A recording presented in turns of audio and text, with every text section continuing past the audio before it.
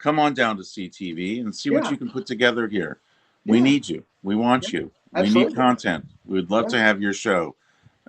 Dream it. If you dream it, you can live it here at there you CTV. go. And at this station, it's a very slick station and a very beautiful station and a wonderful environment to produce in.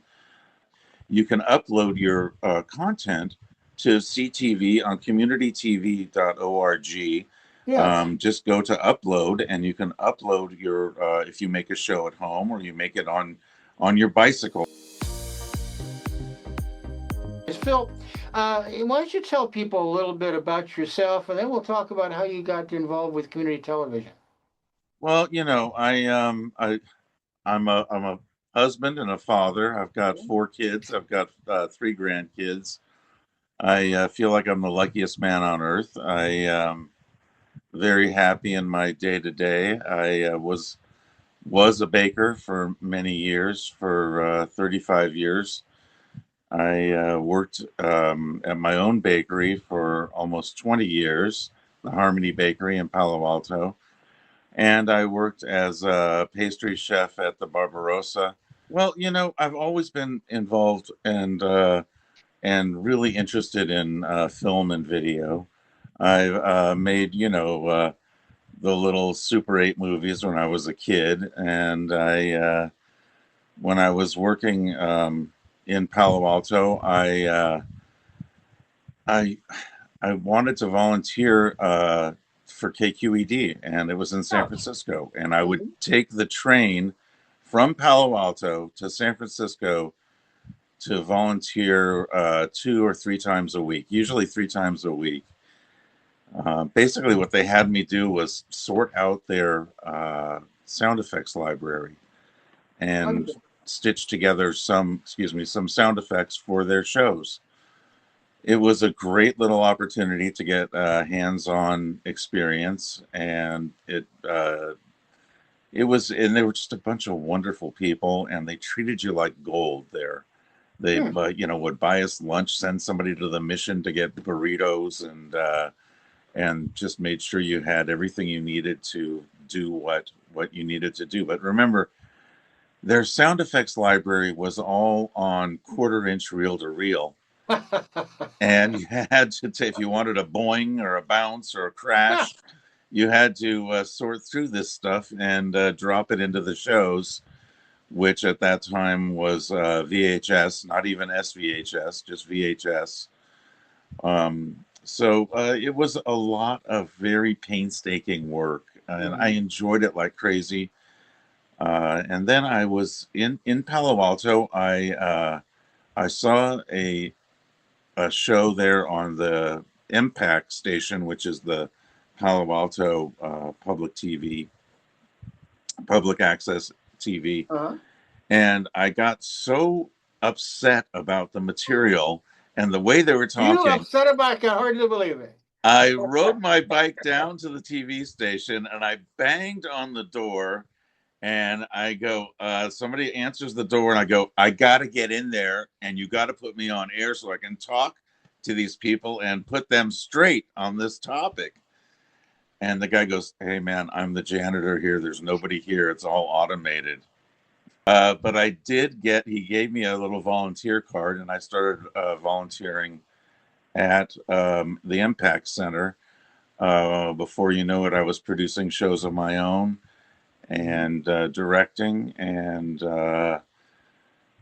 doing just really fun shows. Yeah. I'll never forget one of my very first shows was my son when he was about 8 years old, and he was a psychic boy, and we he had we they had a room full of props, so he had this bright orange crash helmet, and we disembodied him and moved him all around Oh, the brother. screen, and everybody would ask him questions. And at that point, and in Palo Alto, you were on between Channel 7 and Channel 9, which were both very popular stations. So you were on Channel 8.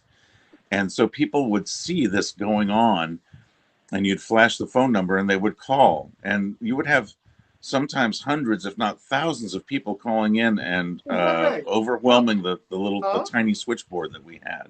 I'll be down.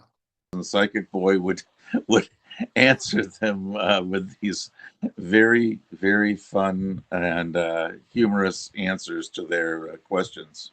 And so I started a show called Peace Watch. Wow. And that's where I got on camera with my wife, and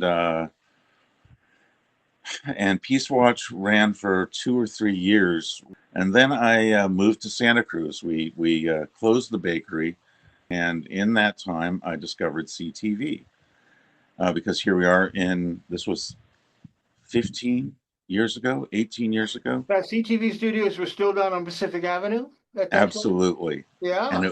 it was so much fun, and it was so zany, and it made Palo Alto seem so stodgy.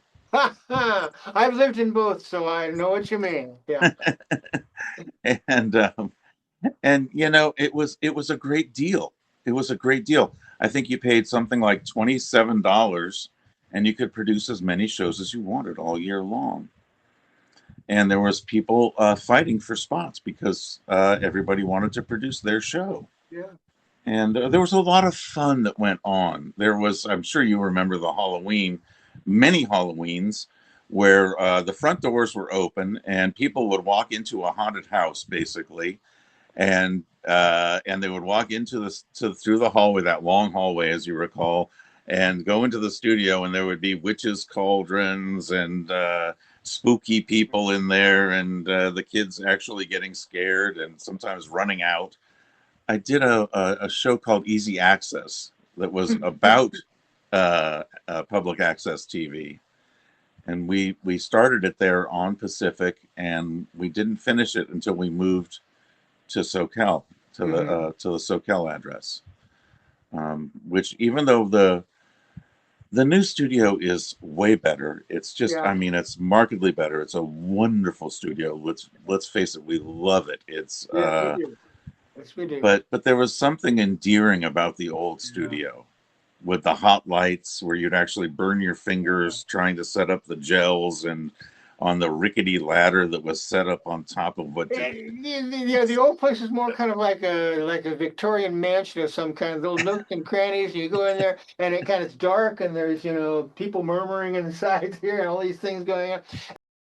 On Pacific Boulevard, if your band didn't show up, you'd go walking on the street and see some street musicians and say, "Hey, would you like to be on my show? I need some talent." And one time, I saw that I was in in that predicament where the band didn't show up, and I've got 10 minutes before the show starts, and I go out and I said, "Hey, do you want to come and play on my show?" And he goes, "Well, sure." And I'm meeting my singer over here, and it is Tammy Brown. And so he comes in, Dan Robbins, Mhm. and Tammy Brown, and they come in, and they just, the two of them as a duo, and her voice is so beautiful, Ah, and he is a virtuoso bass player, and here they are playing this unbelievable music, and it was one of those things where it's like, wow, how could this happen?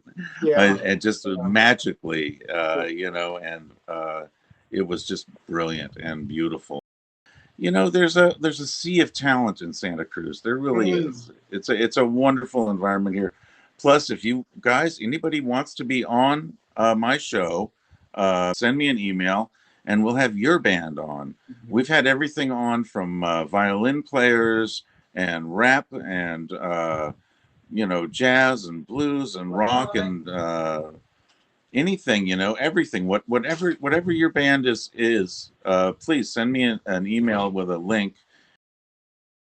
I think this is not only an opportunity for you and I to kind of chat and enjoy one another's company as we always do, but also to publicize community television, let people know, what's here. Yeah. You and I are Yes. here. People, like-minded people are here. Opportunities are here, so people should Yes. take advantage of it. Tremendous opportunities. Let's face it, the new studio is fantastic, and I wish we could get more people involved. Nowadays it's pretty wide open. If anybody wants to do a show, please come down and do a show.